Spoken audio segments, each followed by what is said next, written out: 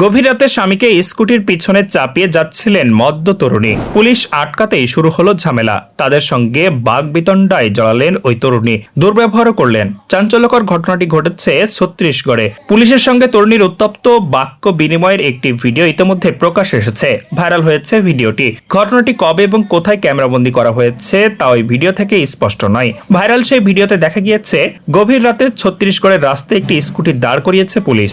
স্কুটির চালকের সামনে আধুনিক পোশাক পরে বসে রয়েছে এক বধূ। পিছনে রয়েছে তার স্বামী। ওই বধূ মদের নেশায় বুঁদ।